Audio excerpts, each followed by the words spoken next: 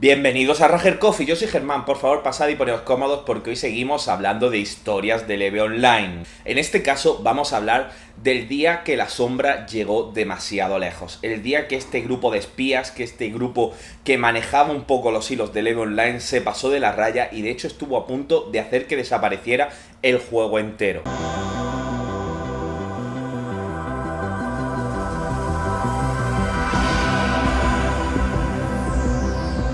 Nos remontamos a 2007 y os voy a hablar un poco de nuestro protagonista. Nuestro protagonista se llama Antonid. Antonid es, en aquellos momentos, era uno de los espías que trabajaban por libre, que no pertenecían a ningún grupo, más importantes del momento.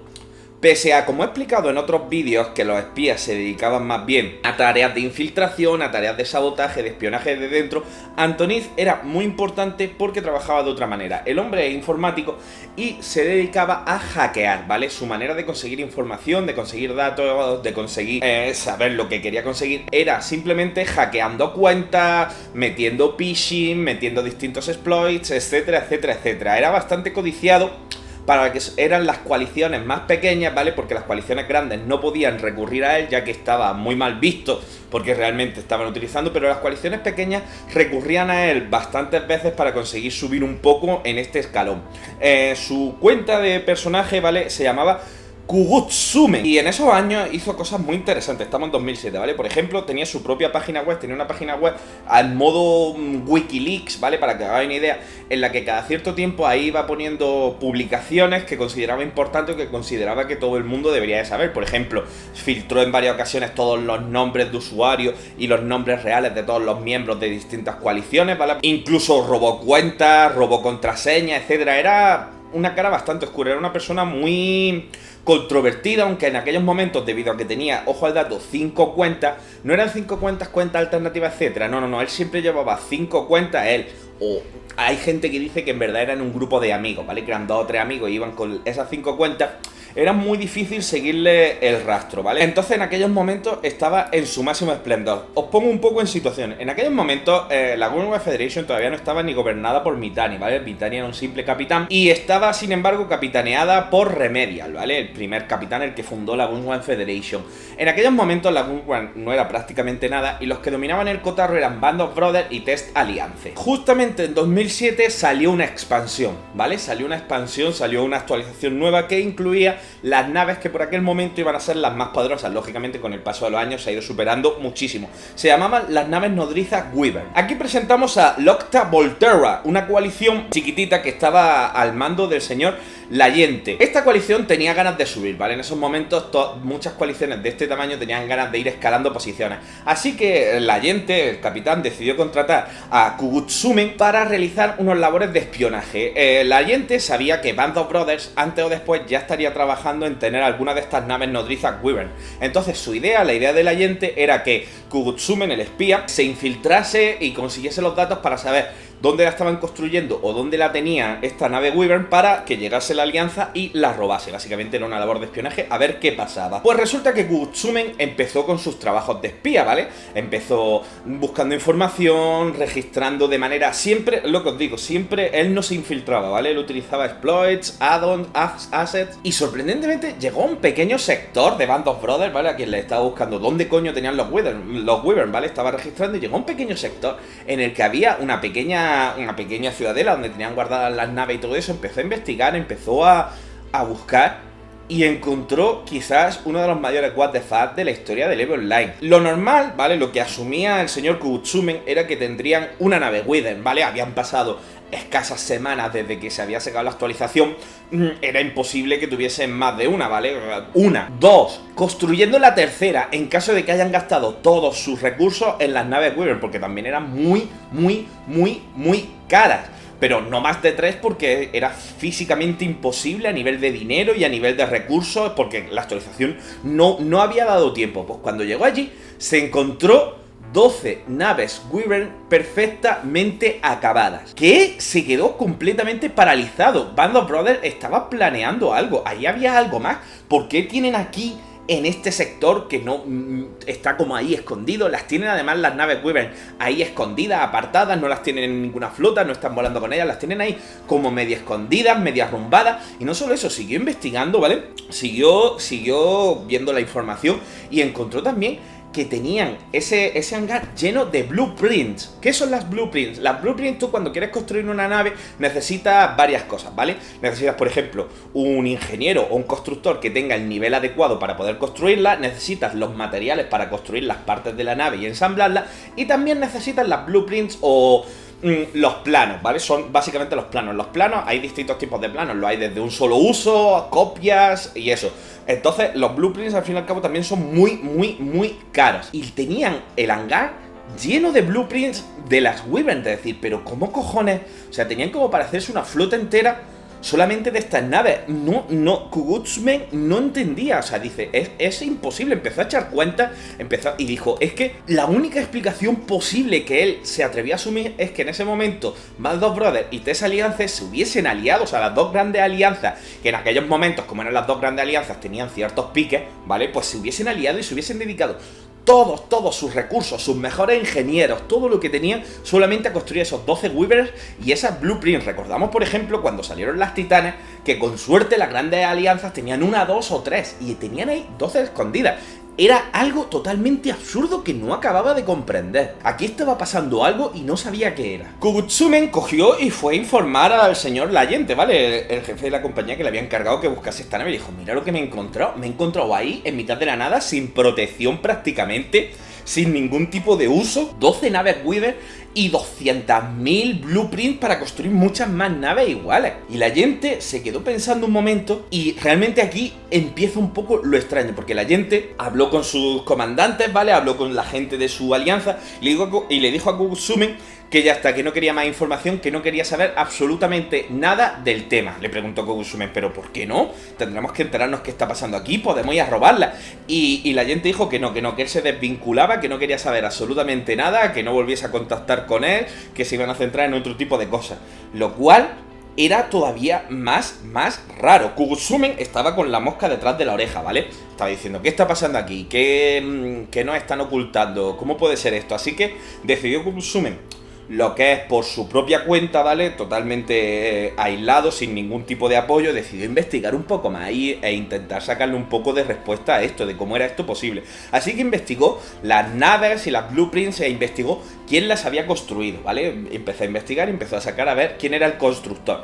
Y lo más curioso también, y también muy extraño, es que todas las naves y todas las blueprints habían sido construidas y compradas por una sola persona. Todo esto hackeando los servidores, ¿vale? Entrando, porque no son datos a los que se puede acceder fácilmente, ¿vale? Por una sola persona, lo cual era todavía más raro. Dice, una sola persona es físicamente imposible.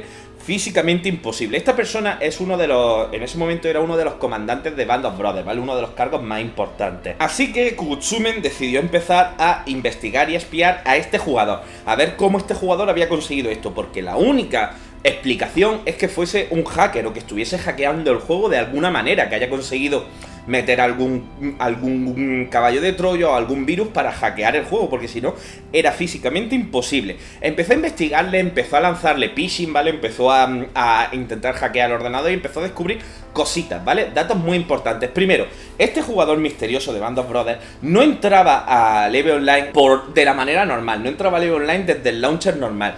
Tenía un launcher especial, ¿vale? Un programa diferente con el que entraba a Leve Online, muy importante. Lo más curioso es que investigando este launcher, no lo encontró por ningún sitio, pero bueno, habiendo hackeado, sabía un poco cómo funcionaba, podía entrar, y ojo, podía entrar con cualquier cuenta. Era una locura. Podía, por ejemplo, hacerse pasar por cualquier otro jugador, poner el nombre del otro jugador, y lo que hacía era crearse como una copia de este jugador. Entonces, básicamente, llegó a la conclusión de que era un hacker, ¿vale? De que había conseguido hackear el juego de alguna manera que no entendía cómo.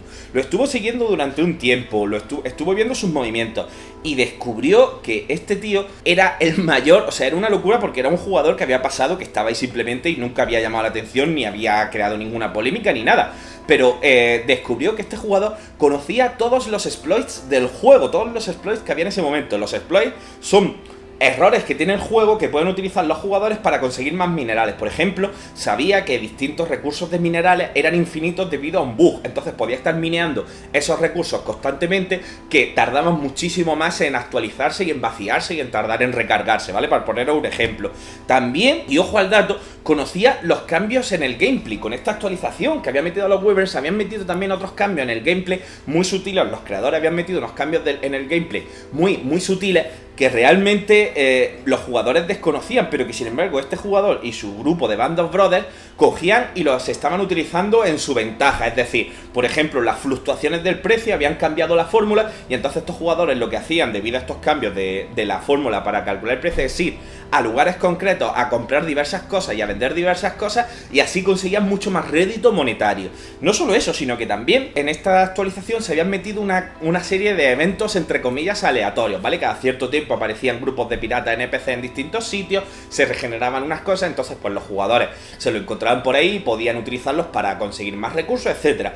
Pues este jugador sabía exactamente dónde se iban a producir todos estos eventos. Y entonces, ¿qué hacía? Que iba con su grupo de colegas de Band of Brothers, iban allí, conseguían todos los recursos, conseguían todos los tesoros los primeros y se iban. Una locura. La única explicación es que este hacker de Band of Brothers, había entrado en el código del juego y tenía total acceso al código del juego. Era la única cosa que se le ocurría. Viendo esto, decidió hacer lo siguiente, os lo explico, ¿vale? Dijo, hostias, este tío tiene algo que yo no tengo. Y yo, como soy un hacker, quiero tener lo que tiene él. Entonces cogió y le mandó un mensaje privado a este jugador misterioso, ¿vale? Y le dijo, mira, sé lo que está haciendo, ¿vale? Le dijo una lista. Sé que tenéis las Wyvern aquí que habéis conseguido de manera ilegal, porque es físicamente imposible por tiempo que tengáis ya 12 naves. Sé que tenéis las Blueprints, que es imposible que las tengáis porque es muchísimo dinero y Band of Brothers no tiene tanto dinero, ni aunque se hubiese gastado todo el dinero que tiene podría haber tenido todas estas Blueprints.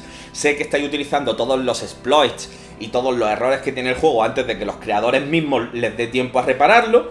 Sé que sabéis los cambios del gameplay, que os estáis aprovechando de ellos, y sé que sabéis dónde están todos los eventos aleatorios, ¿vale? Así que te doy dos opciones. O me das lo que es el programa que utilizas para hackear el ME Online, ¿vale? El programa con el que entras, que puedo ver que puedes entrar como cualquier jugador, no sé qué, no sé cuánto.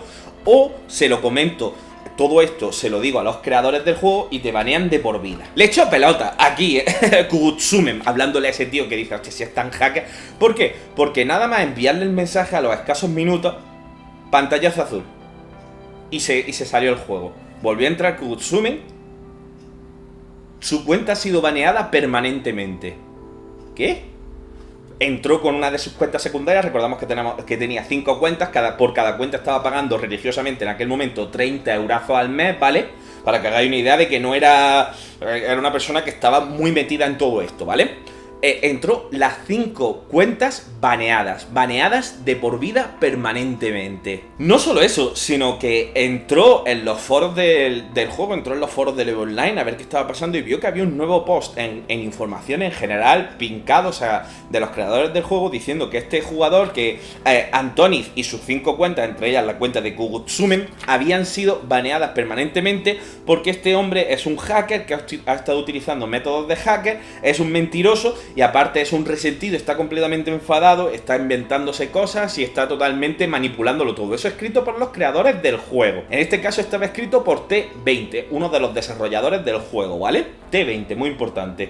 Antoniz, pese a que había sido permabaneado y debido a que habían echado mierda sobre él, es posible que nadie se creyese su versión de los hechos, a él le dio igual, creó un post en el foro y puso todos los datos que tenía sobre este jugador de Band of Brothers y cómo había estado hackeando el sistema y cómo tenían todas estas naves, que era imposible, o sea, cómo se había estado chetando completamente. Pese a que el mensaje lo borraron a los escasos segundos de publicarse, le dio tiempo a mucha gente a copiarlo y aquí saltó la liebre. Otros jugadores, al leer el mensaje, le creyeron y empezaron a investigar, y también Google Federation y todo empezaron a investigar y descubrieron que este jugador misterioso era una cuenta secundaria de T20, uno de los desarrolladores, que era también uno de los capitanes de Band of Brothers y había estado dándoles a lo largo de muchísimos años todo lo que los Band of Brothers hubiese pedido siempre bajo cuerda: las naves, las blueprints, materiales. Aparte, cuando algún jugador o algún grupo reportaba un exploit o un error del juego, dice, mira que en este sector ocurre este error y la gente se puede aprovechar, se pueden clonar objetos,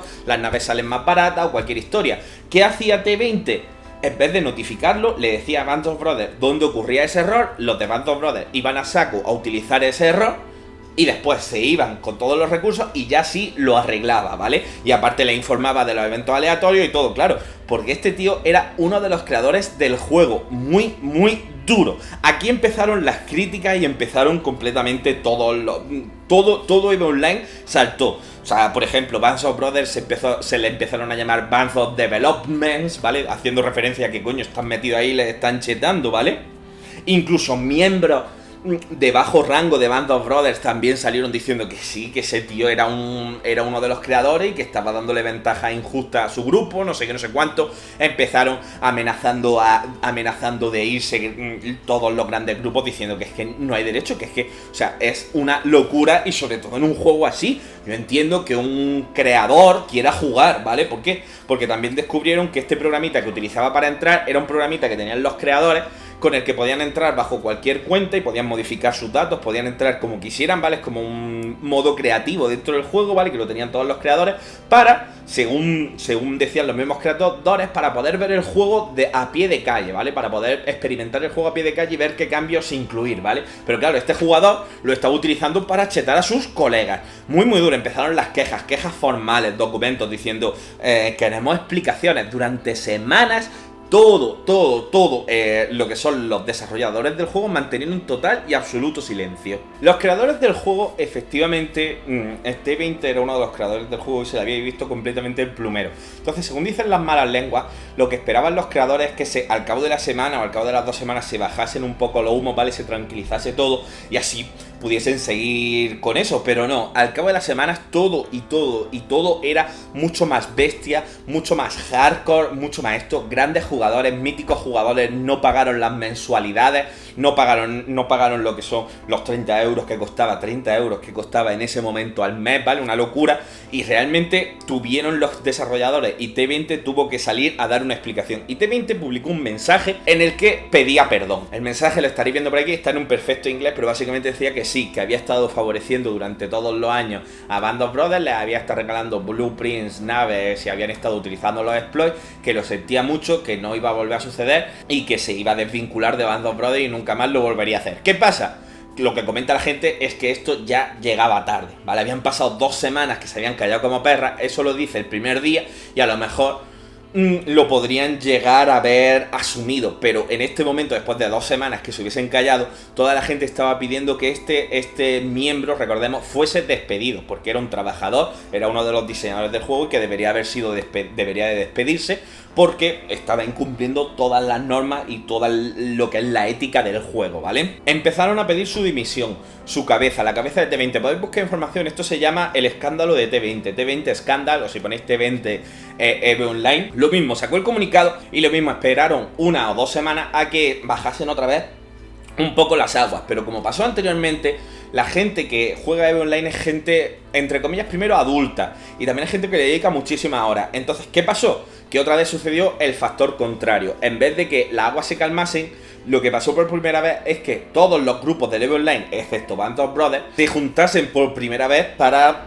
reprobar esto y diciendo que esto era totalmente indecente, que era totalmente asqueroso, que no sé qué, que no sé cuánto. Salió otro comunicado de los desarrolladores diciendo que lo sentían mucho, pero que este hombre era una persona clave dentro de la programación del juego, que había estado desde 2002 o 2001 programando el juego y que no podía ser echado de ninguna de las maneras.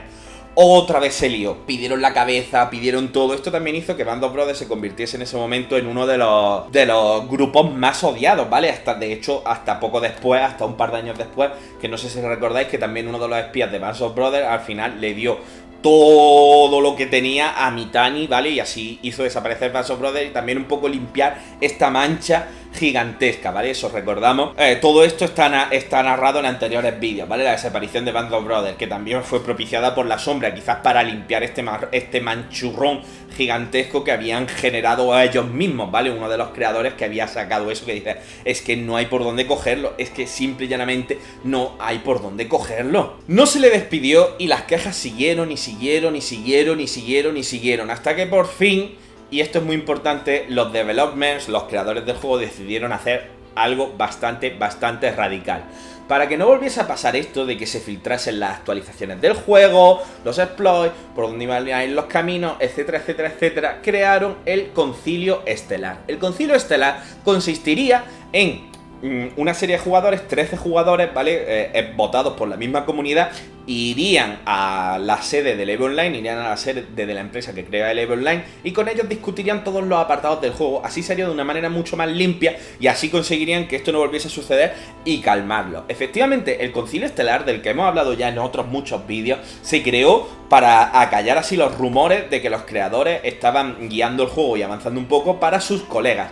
Muy duro. O sea, realmente mucha gente dice, hostia, el Concilio Estelar, qué bien pensado está, porque así los creadores y los jugadores se unen. Pero no, en sus orígenes fue para que los jugadores no se comiesen a los creadores y abandonasen el juego, porque estaban a punto, estaba la gente dejando de pagar y todo. Fue como los creadores se tuvieron que bajar los pantalones, ¿vale? Para que dijesen, bueno, vale, venga, jugadores, venid vosotros, ayudadnos a elegir por dónde va a ir el juego, y así se queda esto en paz, porque no encontraron otra manera posible. Y a día de hoy el Concilio Estelar sigue haciéndose y sigue siendo uno de los eventos más importantes, así como el grupo que maneja todo el cotarro, ¿vale? Cada año se eligen y toda la pesca, y fue a partir de este evento, el escándalo de T20, que casi acaba con el EVE Online.